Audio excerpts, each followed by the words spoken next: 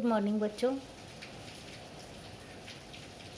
Home science के 12वीं कक्षा के ऑनलाइन क्लास में मैं चंदा कुमारी आप सबका स्वागत करती हूँ। बच्चों, आज हम लोग यूनिट 2 का पहला चैप्टर अर्थात आहार आयोजन पढ़ेंगे। बच्चों, हमारी 3 मूलभूत आवश्यकता होती है: भोजन, वस्त्र एवं आवास। भोजन मनुष्य के स्वस्थ जीवन के लिए अत्यंत आवश्यक होता है। भोजन शरीर रूपी गाड़ी को सुचारू रूप से चलाने के लिए ईंधन का कार्य करता है। इतना ही नहीं, हमारे शरीर को स्वस्थ रखने के लिए भी भोजन का होना बहुत ही अनिवार्य है। इसलिए प्रत्येक व्यक्ति को एक दिन में कम से कम 3 से 4 बार भोजन की आवश्यकता पड़ती है। परिवार में भोजन की व्यवस्था का मुख्य दायित्व गृहिणी पर होता है। एक परिवार में कई सदस्य होते हैं। उन सभी की भोजन संबंधी आवश्यकता एक दूसरे से कई कारणों से भिन्न होती है। प्रत्येक व्यक्ति के पोषण संबंधी आवश्यकता को ध्यान में रखकर अलग अलग भोजन तैयार करना एक ही गृहिणी के लिए संभव नहीं है। ऐसे में गृहिणी को बहुत सोच समझकर तथा विवेकपूर्ण तरीके से परिवार के लिए भोजन की व्यवस्था करनी पड़ती है, जिससे कि वह एक बार में ही अपने परिवार के सभी सदस्यों की पौष्टिक आवश्यकता या पोषण संबंधी आवश्यकता को पूरा कर सके। इसके लिए यह आवश्यक है कि उसे भोजन बनाने से पूर्व कुछ बातों को ध्यान में रखना चाहिए और भोजन बनाने से पूर्व एक योजना बनानी चाहिए। इस योजना के आधार पर यदि वह भोजन की व्यवस्था करती है तो वह अपने परिवार के प्रत्येक सदस्य को उनकी आवश्यकता के अनुसार पौष्टिक भोजन देने में समर्थ हो पाती है। भोजन पकाने से पूर्व उसे कई प्रकार के निर्णय लेने पड़ते हैं, जैसे क्या पकाना है, कितनी मात्रा में पकाना है, कब पकाना है, पकाए हुए भोजन को कब और कैसे परोसना है। इन सारी बातों पर भोजन पकाने से पूर्व विचार करके और उसके आधार पर उचित निर्णय लेकर आहार आयोजन करना गृहिणी के लिए बहुत ही उत्तम और फलदायी होता है। इसके बाद आहार आयोजन क्या है या आहार आयोजन की परिभाषा क्या है, इसके बारे में हम बताएंगे। बच्चों, आहार आयोजन का अर्थ परिवार के सभी सदस्यों की आवश्यकता के अनुसार पौष्टिक एवं रुचिकर भोजन की समय पर व्यवस्था करना। एक बार फिर से सुनिए। आहार आयोजन का अर्थ परिवार के सभी सदस्यों की आवश्यकता के अनुसार पौष्टिक एवं रुचिकर भोजन की समय पर व्यवस्था करना। तो हम देखते हैं कि यदि एक गृहिणी भोजन पकाने से पूर्व कुछ बातों पर विवेकपूर्ण तरीके से विचार कर लेती है और उसके आधार पर भोजन पकाती है, परोसती है, तो वह अपने परिवार को उत्तम पोषण देने में सक्षम हो पाती है। इसके बाद यह प्रश्न उठता है कि आहार आयोजन करना कला है अथवा विज्ञान। यहाँ हम यह कह सकते हैं कि आहार आयोजन कला एवं विज्ञान दोनों ही है।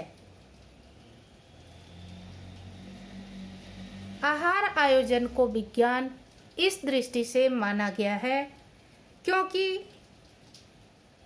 परिवार की पौष्टिक आवश्यकता को ध्यान में रखते हुए इसमें खाद्य पदार्थों का समावेश किया जाता है। खाद्य पदार्थों का चयन करते समय उसके पौष्टिक मूल्यों को ध्यान में रखा जाता है, उसकी स्वच्छता को ध्यान में रखा जाता है। भोजन पकाते समय स्वच्छता का विशेष रूप से ध्यान रखा जाता है और ये सारी बातें वैज्ञानिक दृष्टिकोण को दर्शाती है। आहार आयोजन को कला इसलिए कहा जाता है क्योंकि भोजन को पकाते समय उसके रंग, रूप एवं स्वाद में किस प्रकार से परिवर्तन लाया जाए, भोजन में कौन कौन से मसालों का समावेश किया जाए ताकि वह देखने में सुंदर लगे, उसका स्वाद उत्तम हो, इन सब बातों का ध्यान रखा जाता है। इतना ही नहीं, भोजन पकाने के बाद उसे किस तरह से कलात्मक ढंग से परोसा जाए ताकि सामने वाले व्यक्ति अथवा खाने वाले व्यक्ति को वह अधिक से अधिक आकर्षित कर सके। क्योंकि ऐसा भी देखा जाता है कि बहुत ही स्वादिष्ट भोजन, देखने में बहुत ही सुंदर भोजन यदि सही तरीके से कलात्मक ढंग से स्वच्छता के साथ नहीं परोसा जाता है तो खाने वाले को भोजन के प्रति अरुचि पैदा हो जाती है। इसलिए हम कह सकते हैं कि आहार आयोजन का कला एवं विज्ञान दोनों से संबंध है। भोजन पकाते समय आहार आयोजन के भोजन पकाते समय जितना अधिक इसके वैज्ञानिक पक्ष पर या वैज्ञानिक मूल्यों पर ध्यान दिया जाता है, उतना ही अधिक महत्व इसके कलात्मक पक्ष पर भी दिया जाता है।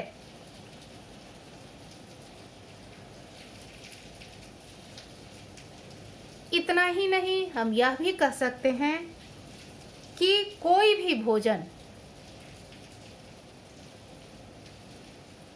उसे जितना अधिक पौष्टिक होना आवश्यक है उतना ही अधिक उसका स्वादिष्ट होना भी जरूरी है।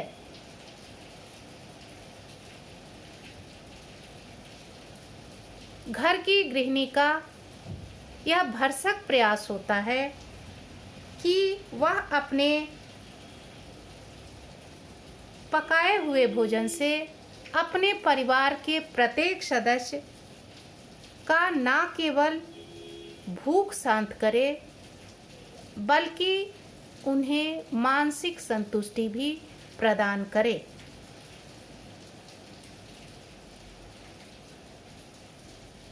इस प्रकार, और यह तभी संभव है जब वह आहार आयोजन करते समय कला एवं विज्ञान दोनों के सिद्धांतों को ध्यान में रखेगी और उसके आधार पर अपने परिवार के लिए आहार आयोजन करेगी। इसके बाद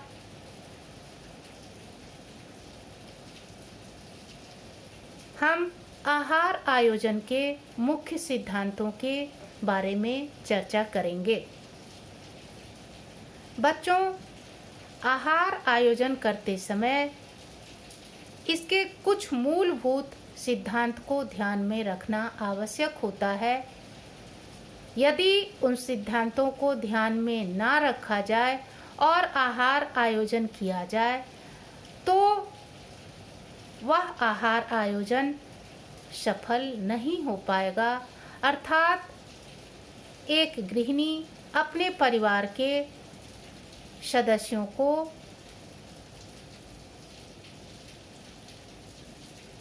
आहार्य संबंधी आवश्यकताओं को सही ढंग से पूरा करने में असमर्थ या असफल हो जाएगी। आहार आयोजन का पहला सिद्धांत है पोषण का सिद्धांत। यह आहार आयोजन का एक महत्वपूर्ण सिद्धांत है। एक ही परिवार में अलग अलग आयु वर्ग के सदस्य होते हैं, जैसे बच्चा, युवा, वृद्ध, और इन सभी सदस्यों की पोषण संबंधी आवश्यकता अलग अलग होती है।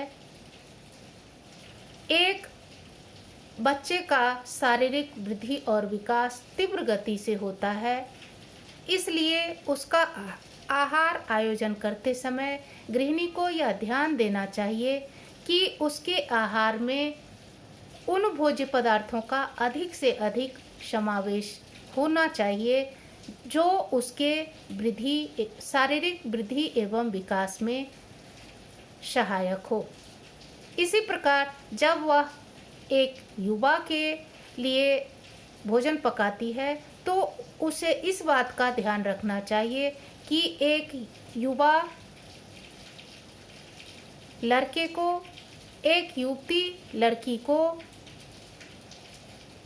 वह कौन कौन से भोज्य पदार्थ मिलने चाहिए जो उनकी वृद्धि एवं विकास में सहायक हो।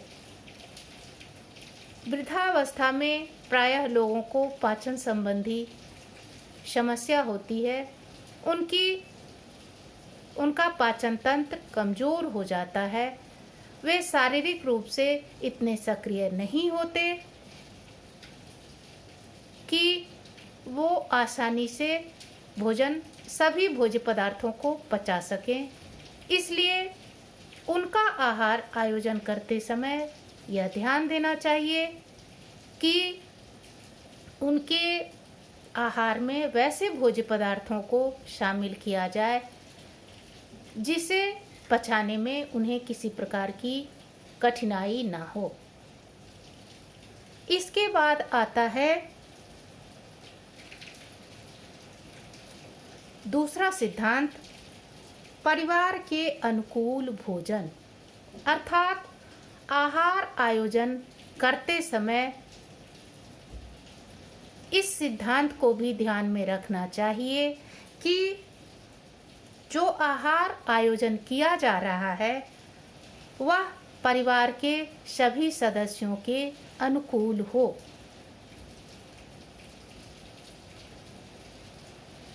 हम ऐसा देखते हैं कि एक ही जगह रहने वाले दो परिवारों के पोषण संबंधी आवश्यकताओं में बहुत अंतर होता है।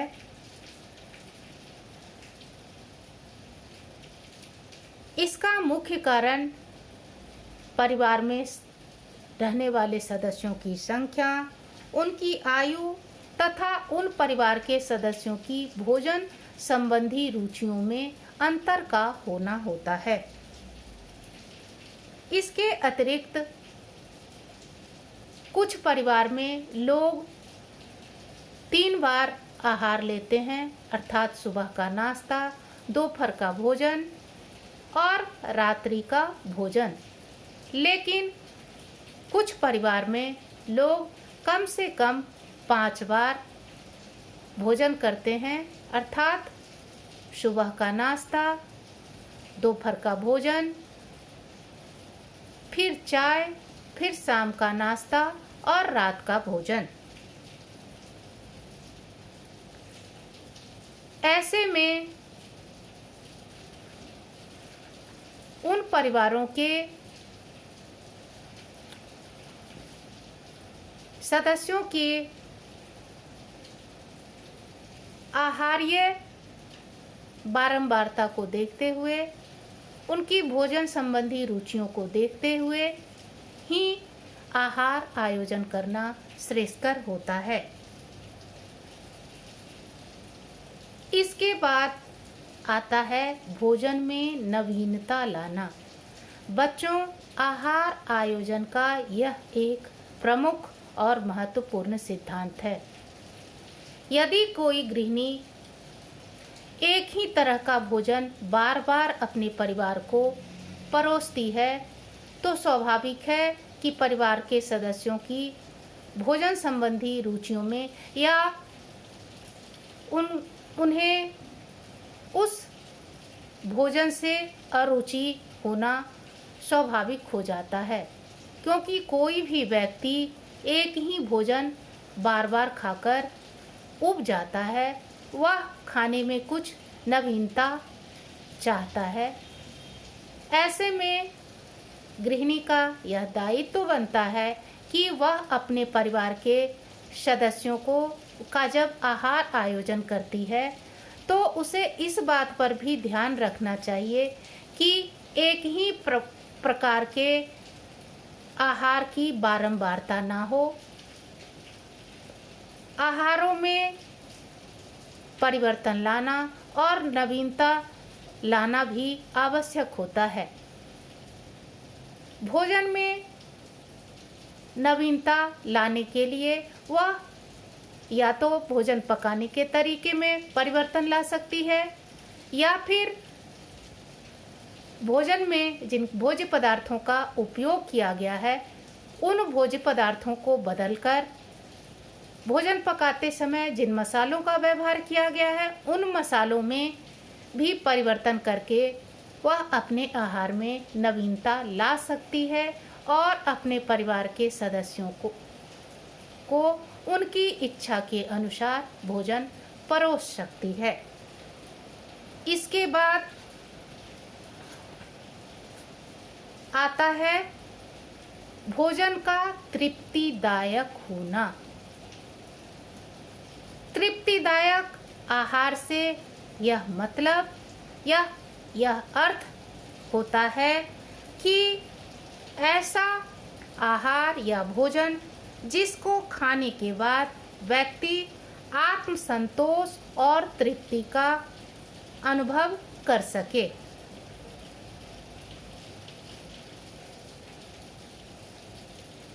प्रत्येक गृहिणी का यह दायित्व बनता है कि वह अपने परिवार को इस प्रकार का आहार परोसे, उसे इस प्रकार का भोजन दे जिसको खाकर उसे आत्म संतुष्टि की अनुभूति हो। इसके लिए उसे चाहिए कि भोज्य पदार्थों में कुछ ऐसे भोज्य पदार्थों को शामिल करे जिसको खाने के बाद व्यक्ति को तुरंत फिर से खाने की इच्छा ना हो, अर्थात उसे फिर से तुरंत भूख ना लगे। इसके बाद आता है समय, शक्ति एवं धन की बचत करना। बच्चों, एक गृहिणी के लिए यह सिद्धांत बहुत ही महत्वपूर्ण है, क्योंकि गृहिणी के भी समय, शक्ति और धन का महत्व होता है। एक गृहिणी को चाहिए कि भोजन पकाते समय वह कुछ ऐसा करे जिससे उसके समय, शक्ति और धन की बचत की जा सके। इसके लिए उसे भोजन बनाते समय समय बचाने वाले उपकरणों का उपयोग करना चाहिए, जैसे भोजन पकाने में प्रेशर कुकर का उपयोग, मसाला पीसने के लिए मिक्सी का उपयोग,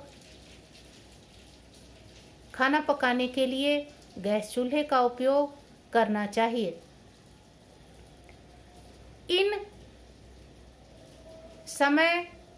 इन उपकरणों के उपयोग से वह अपना समय और शक्ति दोनों ही बचा सकती है। इतना ही नहीं, इन उपकरणों की सहायता से वह अपने धन का बचत भी कर सकती है, क्योंकि अगर प्रेशर कुकर की जगह हम पतीले में दाल अथवा चावल बनाएंगे तो उसमें ज़्यादा से ज़्यादा ईंधन की खपत होगी, गैस का खपत होगा, और जिसके कारण हमें अधिक पैसे खर्च करने पड़ेंगे।